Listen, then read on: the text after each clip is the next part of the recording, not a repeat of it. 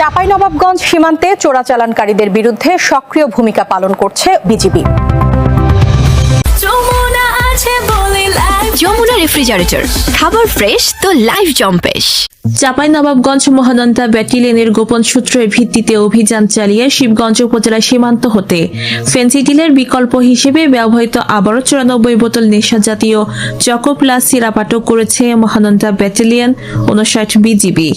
12 December শুক্রবার মধ্যরাত 1:55 ঘটিকায় চকপাড়া বিওপির একটি বিশেষ টহল দল সীমান্ত পিলার 182/5 এস হতে আনুমানিক 50 গজ বাংলাদেশের অভ্যন্তরে উপজেলার শাহবাজপুর ইউনিয়নের উপচকপাড়া গ্রামে অভিযান পরিচালনা করে।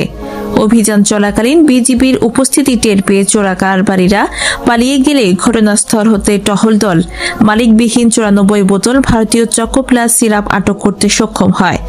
আটককৃত চকোপ্লাস সিরাপের ব্যাপারে আইনি প্রক্রিয়া চলমান।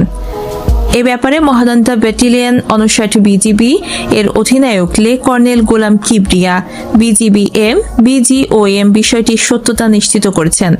তিনি বলেন, শীত মৌসুমে মাদক চোরাচালানে এটি একটি নতুন সংযোজন।